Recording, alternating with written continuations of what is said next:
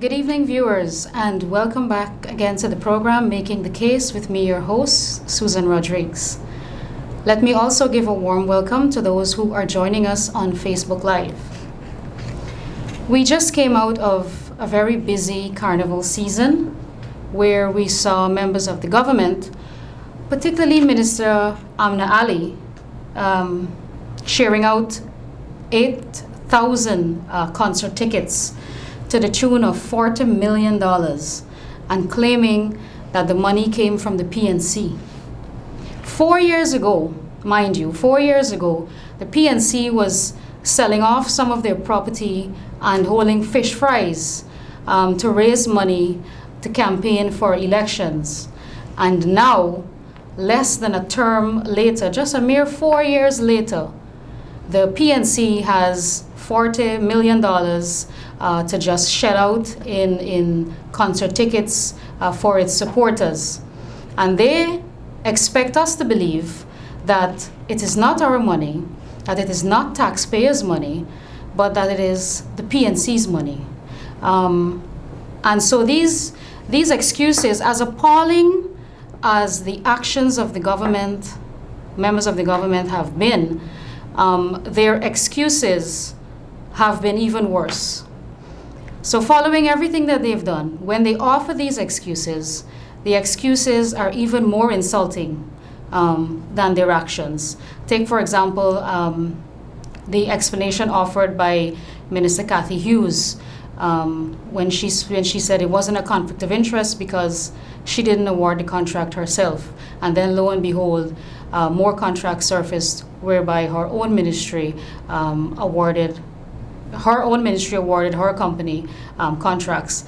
Then we have the explanation by Minister Patterson about the $9,000 that was directly deposited into his account. You know, these excuses insult the Guyanese people, and I think that this can no longer be. Our people are much more enlightened, our people are much more intelligent, and we demand more from members of our government. And this action that we saw over the past weekend is another shameless and desperate attempt by the PNC to buy votes, because they have failed. They have failed miserably to deliver for the people of Guyana. That is why they were rejected at last year's local government election. That is why they lost the vote in the National Assembly when the members of Parliament voted that they have no confidence in the government. That is why they will lose at the CCJ when the decision is made. And that is why they will lose the next general and regional elections to be held in this country. Now, after all of the noise this government made while they were in opposition about the need for transparency and accountability, it is inexcusable and shameless that President David Granger has not fully declared his assets and liabilities to the Integrity Commission in accordance with the Integrity Commission Act. Earlier this year, the names of approximately 716 public officials, the names of those officials were published in the official gazette as being delinquent in making their declarations to the Integrity Commission.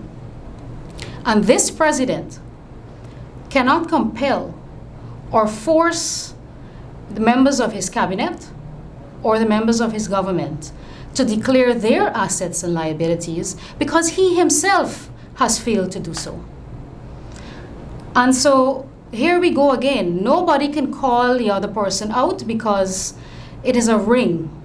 And this is what's going on within our government. So nobody is held accountable for any of these actions. And so while we wait on a decision from the Caribbean Court of Justice, this administration continues to spend our money like it is theirs. Going to Parliament last week and passing measures like, for example, you may have read $30 million to host a debating competition. Let that sink in for a while. $30 million for a debating competition. Now, this isn't an interplanet debating competition or a global debating competition. This is a local debating competition, and we need to spend $30 million. We're spending this amount of money on these frivolous things while we continue to hemorrhage jobs. Poor people are suffering in this country. Taxes are going up. People are burdened. And, the government continues in their excesses, oblivious to all of the struggles that is facing our nation. You have ministers' children, monies being deposited directly into the minister's children's account. Minister Brooms, her 2 children received over $2 million in 2018 and over $7 million this year. Money is deposited from the Ministry of the Presidency directly into their accounts. Now, we haven't seen any evidence that they're working with the ministry or they have any right to that money. Sometimes I wonder, when I look at the actions of this administration, I wonder, did we elect them to take care of themselves, or did we elect them to take care of us? Because, it boggles the mind that an administration, a party can come to the people of this nation and promise all of these things, and then they are elected, they are given a fair chance. They are elected not by one ethnicity either, by all Guyanese who voted for them. If you accept the results of the election, then they won the election and they're put there to serve the people. But, looking at based on their actions, you wouldn't know that. You would think that we elected them to go there to take care of themselves. So it is quite sickening, the state of affairs that we are in this country. Now, while we wait on a decision from the court, there is much anxiety among our people. And it is not the type of anxiety that leads to burning and looting and civil unrest, but rather you are witnessing an opposition that is behaving very responsibly by allowing peace to prevail, public servants to be paid, and for life to go on as normal as possible, given the circumstances that we are in, given the uncharted waters that we are in. The opposition, I believe, is being very fair and is being very civil in this regard, in allowing Guyanese to still move on with their lives. They still have to earn a living and to get paid, despite the uncertainty that we are in. Therefore, however, every day that goes by without a decision from the CCJ, to use the words of one of the justices of the CCJ, a dagger is thrown at the Constitution. That was the words of one of the justices on the CCJ. So every day that goes by without a decision, every day that goes by without this government upholding the law, a dagger is thrown at the Constitution. And so when we go on with our normal lives, it's easy for us to forget that every day the rule of law is being eroded in this country, and our Constitution, the supreme law of our land that guarantees democracy, is being violated. Because elections, let us not forget that elections were constitutionally due in Guyana sometime between December 21st, 2018 and March 21st, 2019. And so, in this regard, I would like you to listen to the court itself. I would like you to listen to what the CCJ itself had to say in this regard. Play the video, please. 21.2. That's the Constitution Act. The list of electors prepared before the appointed day for the purposes of holding elections of members of the existing Assembly shall, subject to any further revision, in accordance with law, be deemed to be a list of electors prepared by the Elections Commission under Article 162, is whereby they would do they would prepare your list and have it supervise your election. That's the marginal note for Article 162, to supervise the elections. So, Your Honor, there should have been one thing that happened first, and that is, if you're supposed to have an election, the President is supposed to issue a proclamation to dissolve Parliament. Now, as has been submitted by the attorneys for Mr. Ram in the record about the various newspaper clippings about what has been said, and the letters and correspondence that are associated therewith, it appears that what happened, Your Honors, is that the Guyana Elections Commission informed the President about when they would be ready. Your Honor, that is not what should happen. The President is supposed to issue his proclamation and declare what date he would like. Article 162 provides, the same Article 162, provides that you can go GECOM, Guyana Elections Commission, 162.2.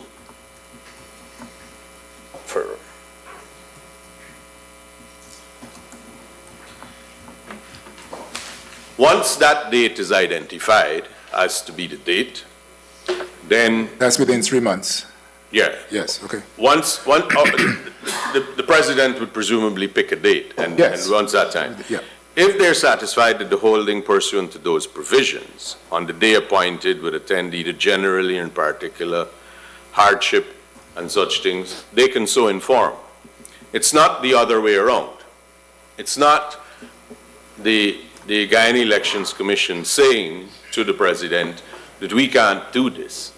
The President must obey the Constitution respectfully. Mm-hmm. And if he has 3 months within which to hold an election, he should name a date within that 3-month period. Yes, but what if there's litigation, as there is here? Is he still obliged to hold that election within the 3 months? Your Honor, the simple answer, respectfully, Your Honor, would be that until there is an order to stop you proceeding, you should proceed. But that would equally apply to the Guyana Elections Commission, being well aware that there is a challenge that can go one of 2 ways. Yes. That they should be getting themselves ready and be on the ready so that they could fulfill the mandate of the people. I understand. I'm just curious because, as I raised with previous counsel, I'm somewhat troubled. Now, of course, it depends on what the final decision is. But if the final decision is that the confidence vote or no confidence vote was carried, then the logical implication of that, following on the Constitution, is that elections ought to have been held by the 21st? Yes. Of March. Yes. And the Court of Appeals decision, which said 34 versus 33, was on the 22nd of March. I understand that, but that's exactly my point. The question is, should not the judicial resources available to the state be husbanded in such a way that a decision is taken which allows for the Constitution to be followed? Yes, sir, this is the choir you're preaching. Congregation is over there. Well, yes, I suppose. But it's because, you know, obviously the President must obey the Constitution. Yes, indeed, Your Honor. And so must the Leader of the Opposition. And so must the Court. Yes, indeed, Your Honor. And the Constitution ordains that in these kinds of circumstances, if a no confidence motion is carried, elections must be held within 3 months. And Your Honor asked about the fact that if there was a judicial challenge and during that challenge, what should actually take place. Your Honor, respectfully, what would have happened, or what ought to have happened, perhaps, if I could humbly venture, is that the judiciary should have taken the steps that are necessary to ensure that the proceedings were done in the shortest possible time within that That period. window of time, absolutely. Yeah, within that 3-month period, and have a determination of the issue. Of course, if the determination is that the no confidence vote wasn't carried properly, then there's no problem. Then there's no difficulty. Yeah, but to ensure fidelity to the Constitution, I'd have thought that the state's judicial resources ought to have been deployed in such a way that a decision is taken on this matter, so that if it goes in one way, the Constitution can be upheld. I'm frankly astonished that we are here. The Learned Counsel spoke about borrowed time. I'm not sure where that is found in the Constitution. Welcome back. Now, in that clip that you just saw, you would have heard for yourself Justice Anderson referencing borrowed time. We are on borrowed time, and in the same breath, he says, well, there is no such thing. And so that is where we are essentially as a nation, and it is very, very disappointing to be here at this point in time. That judge had also said, not far along in that clip, that he's astonished that we are here because elections should have been held by March 21st. And for those who wish to argue that we are now faced with litigation, and therefore that's why elections were not called, the judge even answered that himself. Because he said clearly, unequivocally, he said, regardless of litigation, the clock started ticking on the night of the 21st. And therefore, elections were constitutionally due by March 21st, 2019. And therefore, our courts should have had a mechanism in place so as to deliver on those decisions within that time frame, so as to ensure that our Constitution is upheld and not violated, or not allow this government to continue finding convenient excuses such as litigation and using the court, the machinery that has to uphold and enforce our law, using the court to violate the law that they are expected to uphold. And so attorney at law in that video, Sanjeev Dattadin, he was talking about the steps that should have been immediately taken right after the passage of the no confidence motion. And that would have been the dissolution of Parliament as step one, and then immediately setting a date for elections within the 3 months time frame to give effect to the Constitution, Article 106(7). So give me a call. Let's talk about this. Let's discuss this. Let me hear your comments. You have questions to ask, go ahead. Let's have a very fruitful conversation about this. I know it's on everybody's minds, and I thought I should bring this up again, and let's talk about it. I know it's a lot of anxiety. It's causing people a lot of anxiety, but the decision we hope will be here very soon, and we'll have a resolution to this. We have a caller on the line. Good evening, caller. Hi, Susan, good night. Good night. I just want to speculate a little bit on the Constitution. Sure. Let's say the Constitution is a contract. Mm-hmm. Right, let me just speculate. On this contract, it's under out the bidders. We have elections every 5 years. 2 parties are the bidders. Speculate, right? Uh-huh. Okay. 2 parties are the bidders for this contract to fulfill the Constitution we call in the contract, right? Uh-huh. So, for get be eligible for the bid-in for this contract, you have to propose to the people of the country what you're going to do. Mm-hmm. Good. You make all these proposals and the promises. The people say, yes, okay, you're eligible. You take the contract. Mm-hmm. Now, you fail to fulfill your promises. Right? Yes. Well, this contract gives you all the authority, you have all the luxuries along with the portfolio that you have as ministers and current president, is that right? Right. Good. Okay, you failed to fulfill your promises and you breach this contract. This same contract has recommendations that if you breach it, this is the consequences, right? Correct. If them decide, well, here, no confidence, you didn't fulfill your promises. We have no confidence in you. And these are the penalties for not fulfilling your contract. You have to resign, you have to, like we are in right now, right? Definitely. Good. Well, now these people that got this contract, they only understood the first part of the contract, where they got authority and they enjoyed the luxuries and the so on. But when they reached down to the other part, where the people have said, no, well, here, you didn't keep your promises, you reneged on all your promises. It's like we have no confidence in you, it's time for you to fulfill the other part of the contract. Right. They neglected to fulfill their obligations. Yes, they under the failed to contract. fulfill their obligation, their promises. Well, the people decide, well, here, there's no more confidence in you. Right. You have to abide by the other part of the contract now, which says you have to resign and you have to give up all these luxuries that you have.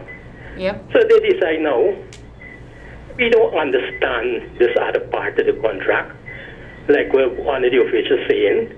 He's saying, no, we don't understand this part of the contract. So now they go on. Let's go to the court. They decide now, oh, these school children don't know how to explain this part of the contract. We don't understand. Let's give $30 million to these school children to explain this part of the contract that we don't understand. Now these school children baffled. If you But I think the school children probably understand more than them. I think the baffle us. If you elder people, senior people live 70, 80 years and you don't understand, you always that you come to we, little children, for advice. So there's the irony in it, huh? Yep. This is why I like my viewers. You guys always call in and make a very simple analogy that everybody can understand and apply it to everyday life. And that's what it all breaks down to.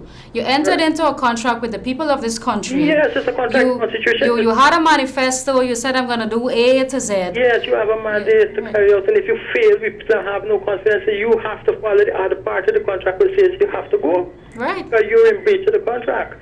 All right, one more thing I want to educate the poor people of this country that when these lawyers they go and sign contracts with these oil people and the gold people and they give away the resources of this country for nothing. These poor people must understand. They mustn't say they don't understand, because I'm telling them they are also signing a contract.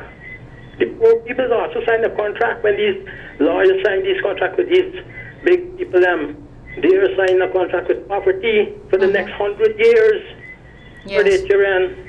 When these lawyers give away the wealth of this country, that is the only resource these poor people in the country have for coming out of poverty. And when these lawyers give it away, they are also signing a contract with poverty for the next 100 years for their children.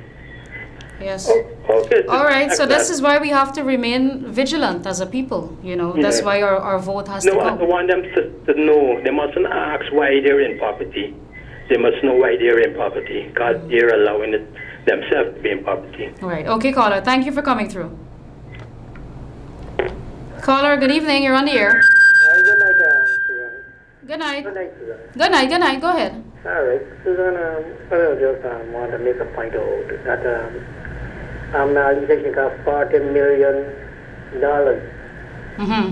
and if she just take that same money instead of buying the ticket and give them people the $5,000, you think they're going to see Butch Banton show? They want to go see Butch Banton show. If you take the same cash and give them to go buy the ticket, you think they would go buy it?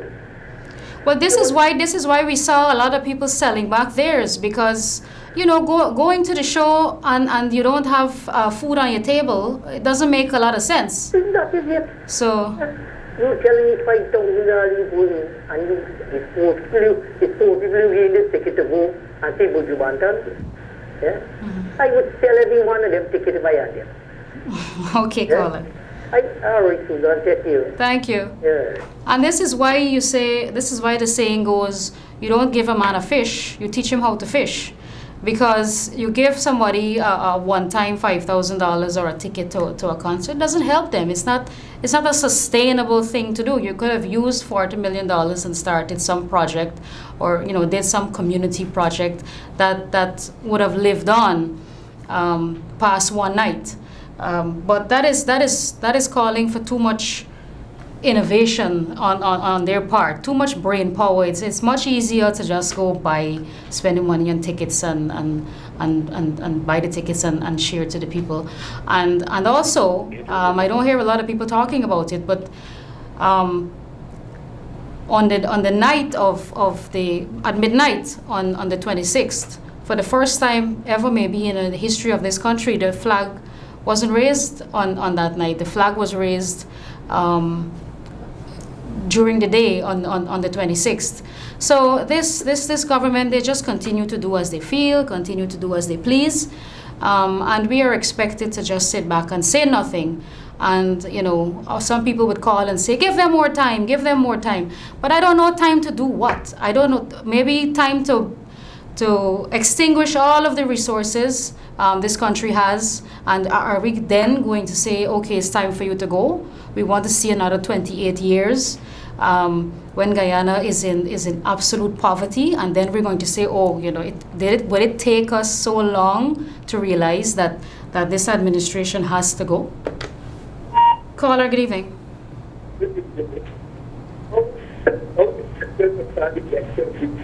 I can't hear you, caller. Please speak up. How the president can call election days when the matter in the court? That is not possible. But are you now joining me, or were you listening to me from the beginning? Yes. Okay, well then if you had listened to the video, not me, I didn't say it. If you had listened to the video from the CCJ, the clip that I showed, the judge on the CCJ, Justice Anderson, he also said that elections were supposed to be held within 3 months. He said so. Even in the case of litigation, the justice sitting on the CCJ said so, sir. One judge said, not all of them, and the library talking with the liar. What? I don't understand what that has to do with anything. I don't know that, but I don't understand what that has to do with anything. You don't have confidence in the CCJ? The Constitution says the elections has to be held within 3 months. The justice on the CCJ, on the bench, is saying, regardless of litigation, it should have been facilitated. Decisions should have come back within that time so as to adhere to the Constitution. Our Constitution is the supreme law of the land, sir. We have to listen to it.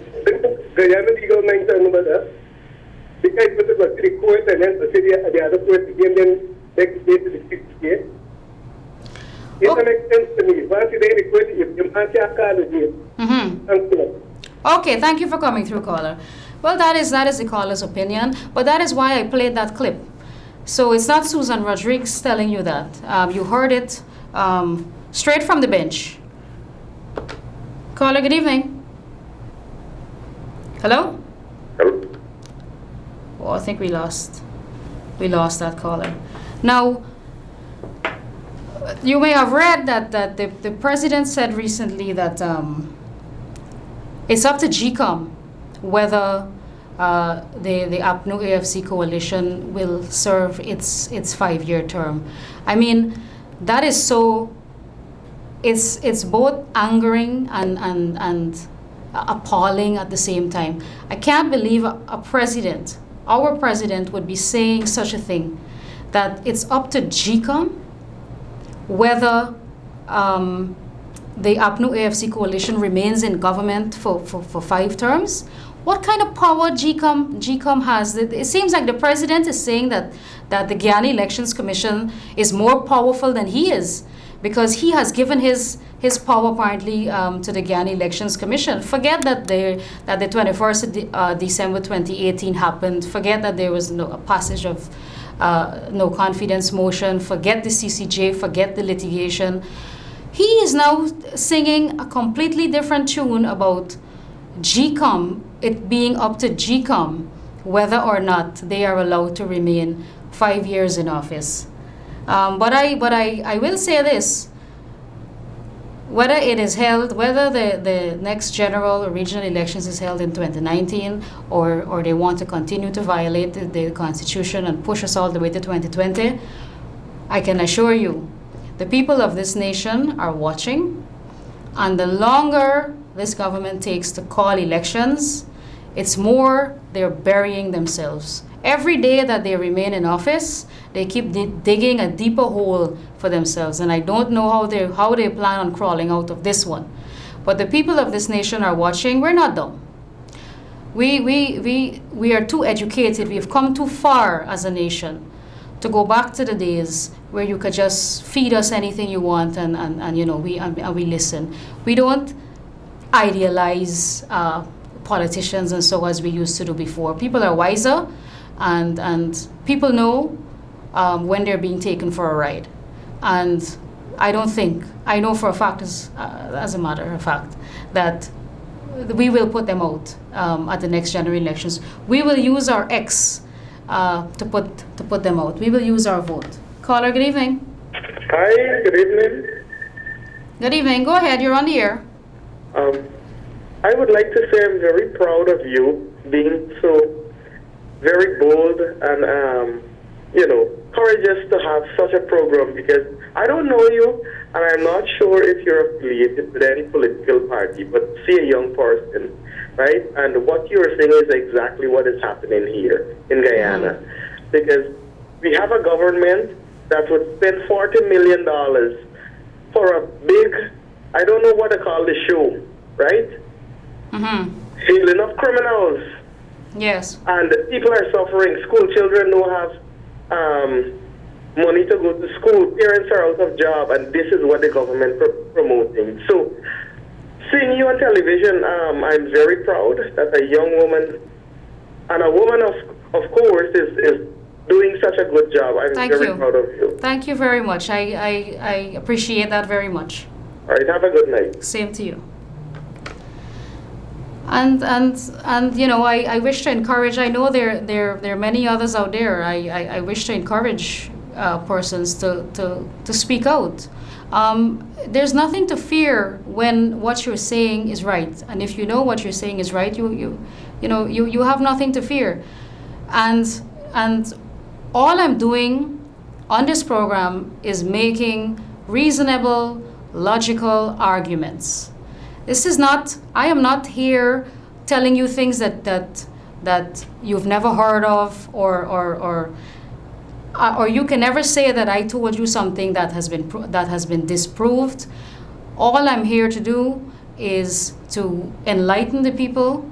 I'm following what's happening in the news, and I wish to talk to you about these things. Many people call and ask questions, and they message me when during the week when I'm not on the program, and we'd like you to talk about this, or can you address this, or after your show we understood this issue better. And that's all I want to do.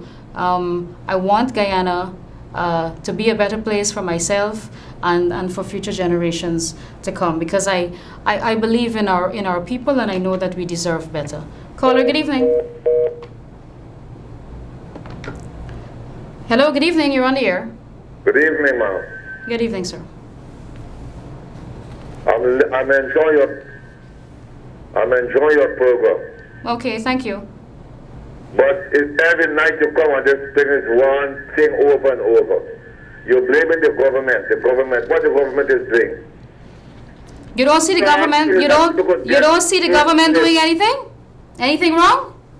You're doing wrong, you're giving everything you're ready the government. The government is not doing nothing good. Sitting in the office 4 years, they haven't done anything good. No, they haven't, and that is why the vote of no confidence have been passed against them. Now. When you tell this government, you don't get power in the country. Power and good, no matter people learn something from you all. One thing over and over. I discuss it, you want it over. All right, but thank you for watching. I appreciate your viewership. Thank you very much for watching. Caller, good evening. Good evening. Hello? Yes, go ahead. You're on the air. If the Prime Minister keeping a seminar and saying, I understand what the Constitution said in the National Assembly. Therefore, he's not a Prime Minister. He's a dunce. Yeah, I don't know what we elected any of them to do, because nobody seems to understand anything anymore. When it doesn't suit them, they don't seem to understand Exactly. anything. Thank you. Yeah, all right, thank you. Caller, good evening. Hi, good night. Hello? Good night, you're on the air. Yes, good night. I just wanted to find out something.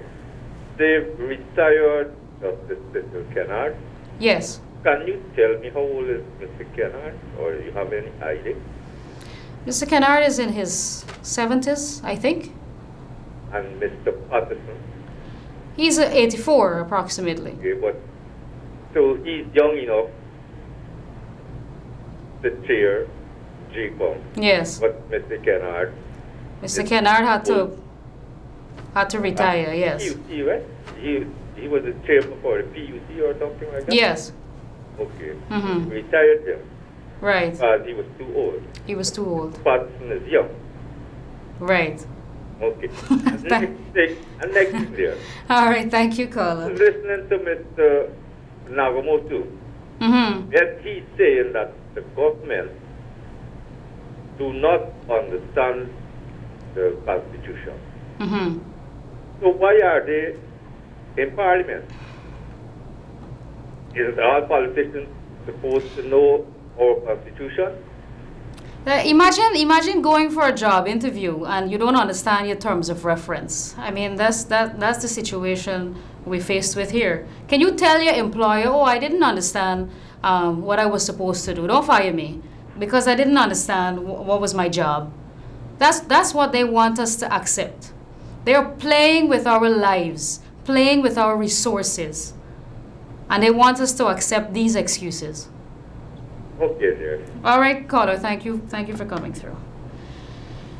Now, you would have read also recently in the news, we saw the lawyer for GCOM, Miss Excellence Dazzle, submitting a legal opinion to GCOM on house-to-house registration, the need for house-to-house registration, or the lack of the need for house-to-house registration. And in that opinion, she says this, and I wish to quote. She says, based on election laws, the voters list must be updated biannually by adding persons who are now qualified to be registered to that list, and those who are no longer qualified to be registered to be taken off that list. The use of the word revise suggests that the process is not one where a new list is generated, but one where the most recent list is updated or amended. I therefore advise that procedures be put in place to ensure the revision of the list. Otherwise, the Commission would be acting in defiance of the law and may prejudice any election that may become necessary. This is the attorney for GCOM, advising GCOM on house-to-house registration. And we have been saying for months on end, we do not need house-to-house registration.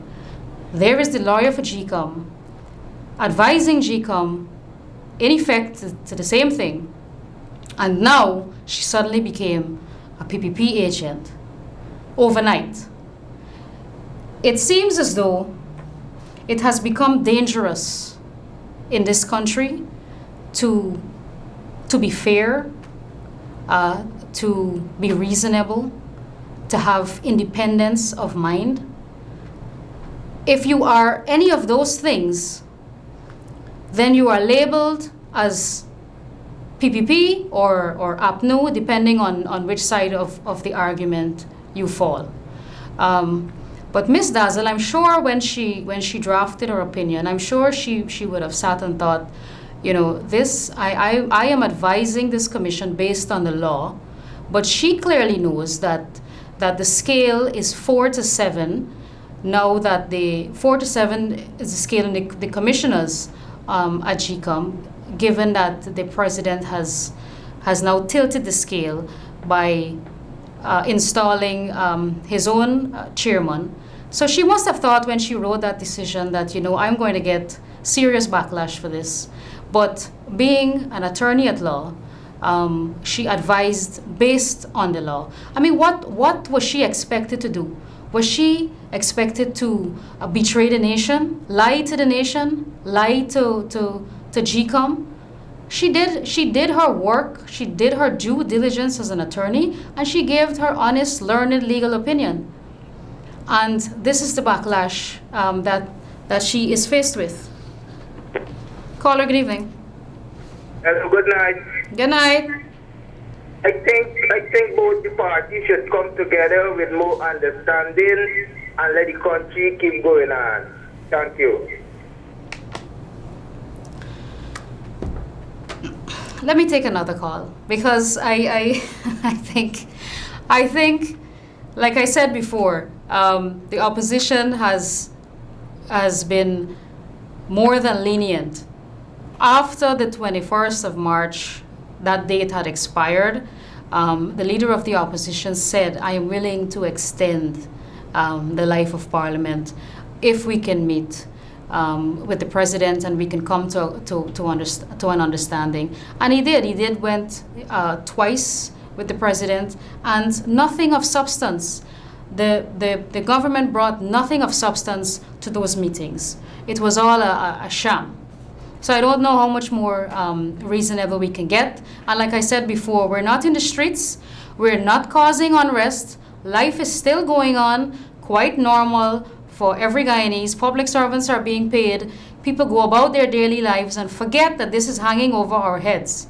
So I don't know, the country is nothing is stopping the country from going on. Everybody's lives is going on, but it is important that we remember that our government continues to deny us the right to go to the polls and continues to violate our constitution and undermine democracy. Caller, good evening. Hi, good evening. Go ahead. Hi, I just heard a caller says that the opposition should have come together and work with the government to get things done better. But they never use when Marajagir party, when the PPP was the president, was in power. Mm-hmm. The opposition, when they didn't want to come together to work with the government, they cut all the budget for development. So why is it now that the opposition must work along with the if the opposition work along with the government, well, therefore we don't have opposition, anything going to happen. Right. And next thing, I hope that Marajagil, Irfan Ali, Donald Ramutar, I could open bigger than it is to see that how the APNU government treated their supporters. APNU AFC supporters get treatment with respect, but Barrett supporters, he used to treat them like I don't know what. I hope that the eye open and do something better when they get into power. Thank you. Okay, thank you, caller. Now we don't believe in a tit for tat system, and if the PNC, while they were in opposition, when they didn't cooperate with the PPP government at the time, we're not going to engage in any tit for tat. I believe the leader of the opposition has handled the situation very maturely, and I have never seen the PPP government single out their supporters and given them any special favor over PNC supporters or APNU supporters. I mean, we're all citizens of this country. I take the caller's point because I know what we have been seeing under the APNU government, them taking care of their supporters. I mean, how can we forget Valda Lawrence's words? It's PNC people are my friends, and PNC people got to get work. That that is what came from them. That came from the horse's mouth. And, while it would be easy to get carried away and say, if PPP is elected, PPP should take care of their supporters and so on, I can't get on board with that, because all Guyanese deserve to be represented by their government. And the PPP administration has always said, we will be a government for all people, all races, all religion, regardless of whether you voted for us or not. We are supposed to be a government for all people. And if a government has policies and programs that benefit people at large, there's no need to single out persons, because if the policy is good, programs are good, everyone is supposed to benefit equally from these programs and from having that government in office. Caller, good evening. Hello? Hello? Good evening. Good evening, you're on the air. I can't find out about the $10 million for the government child. And what about the $10 million and the 10,000 the school children fee? What? Okay. So the caller is talking about the $10,000 school grant. Now, we have said over and over again that on day one that will be restored. The moment the PPP wins the election, they have said over and over again that is an easy program to just reinstall, to restore, to give families a little help at the end of the month. At the end of the year, the school year, to help families buy uniforms and so on. And there is a plan to increase that over time. So the PPP has had, we have many such projects. That's just one that we can immediately restore once we take government. Caller, good evening. Hey, good night, Susan. Good night. I'm enjoying your program, right? This government is singling out the nation.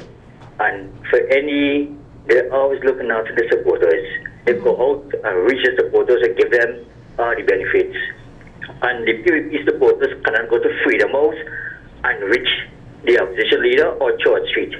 They talk to like pigs at Freedom House and Church Street at the office. They need to change their attitude who work at Freedom House and Church Street office. Okay, caller, thank you. So, like I said before, I am a reasonable person, and I expect when I make my arguments that people cannot find that it is bias, and so I'm sure members of my own party are listening and they're taking note. Our people. Our supporters, I shouldn't say our people, all Guyanese are our people. Our supporters have been disappointed with us in the past. We have acknowledged that. I have acknowledged that. The leader of the opposition has acknowledged that. And they have pledged, we all have pledged to do better.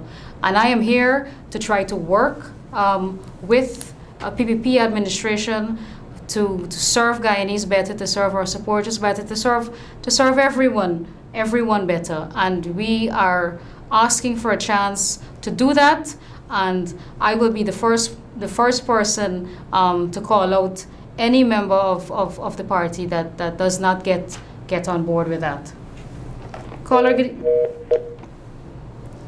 may have lost that caller. Caller, good evening. Hello, good night. Good night. Firstly, you need to take all the beef from your eyes so you can see clearly to take all the beef from your brother's eyes. Okay, thank you, caller. So we have a lot of preachers in the house. Buju Banton is also a new spiritual leader and leaving messages for us.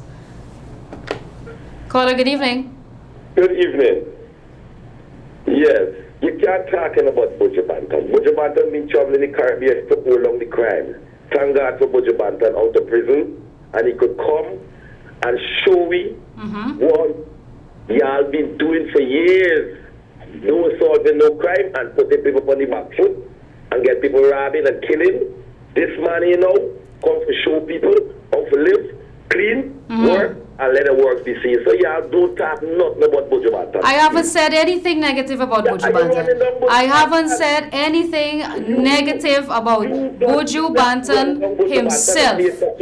I am here to talk about my government. I am here to hold my government accountable. I don't have anything against Buju Banton.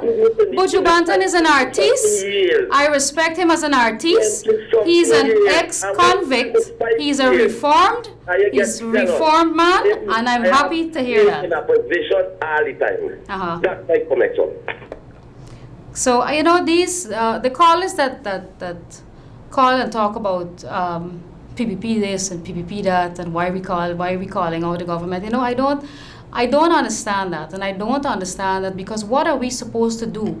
Are we supposed to allow the APNU AFC coalition to continue to do what they like? I mean, if you're benefiting directly from their policies and their incompetence, then I can see why you would want to defend them, as embarrassing as it may be.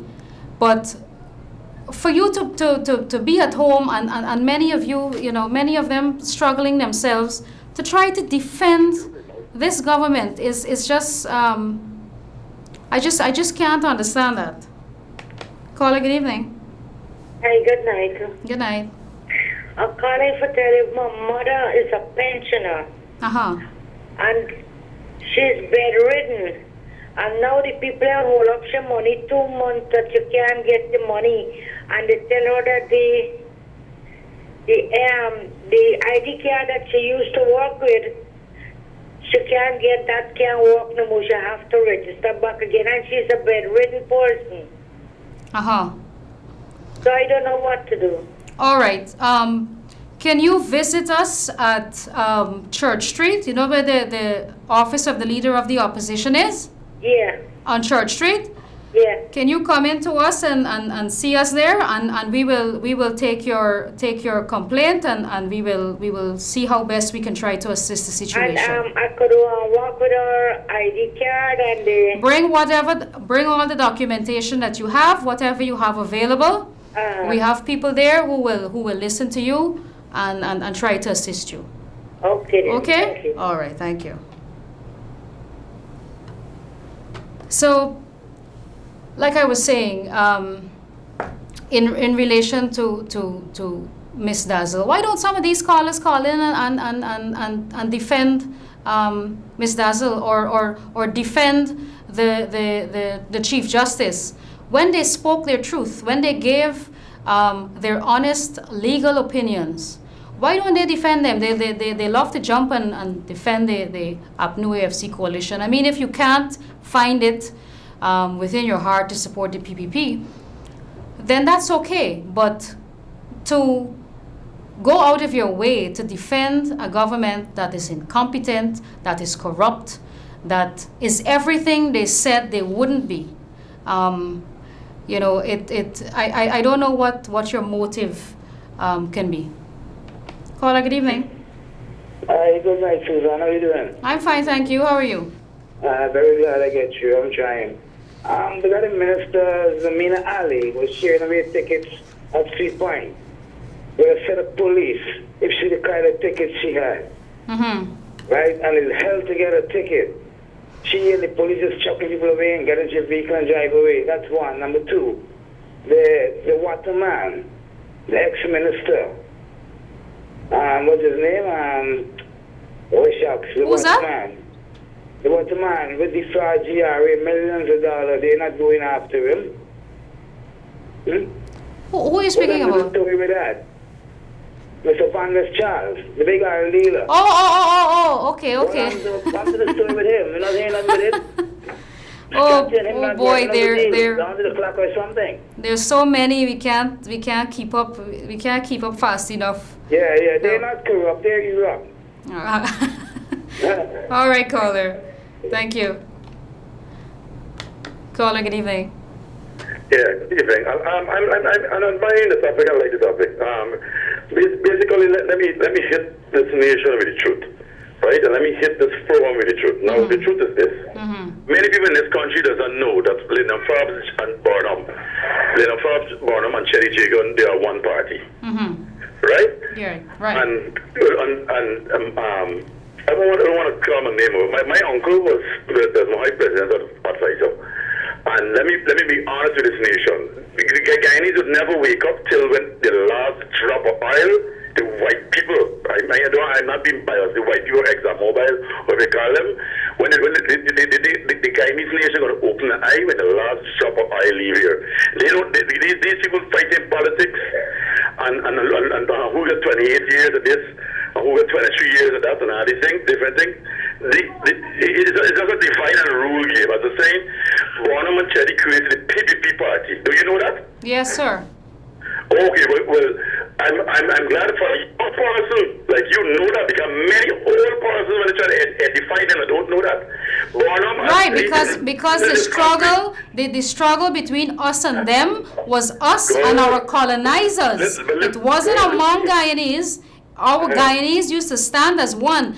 Afro-Guyanese, Indo-Guyanese, the struggle was us against the colonizers. You know, for a young person, I wanted to edify this nation. This nation know that this politics is destroying us, and this country is very wealthy. You understand? And the wealth only goes to the leaders' pocket. The few leaders who we vote for, and now to finger for, because no matter who we vote, if you vote for PPP, you vote for the coalition, madam, the only solution for this problem, right? And this is what Bonham fights with independence. But the Queenie continue running it. Because you check it, it's 28 years of PNC. As I was saying, I'm a bar PNC man. Now the coalition government now handle with the air. You understand that already? So now Guyana going through a hard period, or a slow period, or a recession, or whatever you want to call it. Now the coalition government say, okay, good. The PP government, you used to do drugs, and the whole country is funded by drugs, or what have you. Now listen what I'm saying now. Now if anybody was perfect, how to make OMI come here? You listen to me? Yes. How to make OMI came here, and Desmond Heights only signed for gold bars. They mean that Ghana never had diamonds. The OMI company never leave here with diamonds. They only leave with gold bars. Come on, man. Guyanese need to wake up. The leaders of this country are handing every wealth and every drop of news resources, no matter who is the leader, and no matter which party leader. We got to start looking after Guyanese and stop looking after Baishanlin, ExxonMobil, and all these finance. I agree with you. I agree with you 100%. Well, I want you to edify the nation is that it's not PPP and PNC get the problem. Bonham is PPP, let us know that. I want you to teach this nation and Bonham and Cherry is PPP, and Bonham and Cherry split. It's a young man talking to you here, so I get the knowledge. Good. Young man. And that is what I keep saying on this program. Thank you, caller. That is what I keep saying, that our people know exactly what's going on. Guyanese know exactly what's happening, and we can hold our leaders accountable regardless of which party you belong to. You have a duty to hold your leaders accountable with your vote. You know, you're not pleased with the way the coalition government has been running this country. You vote them out. If you're disappointed with the PPP administration, you have the power of your vote to put the PPP out as well. And that is why we have to ensure that our constitution is upheld and that we have democracy in this country so that our votes can count when the elections are held and every time after that. We don't want to be fighting for the right for free and fair elections again. We are past that. We cannot allow this nation to slide back into that. And I assure you that we will not give up. We will continue to advocate for your right to have a free and fair elections as early as possible, for our constitution to be adhered to, and for democracy to be restored to our great nation. I am out of time. I'm over my time. Until next week, have a good night. Continue to pray for Guyana. Stay vigilant, and thank you for watching.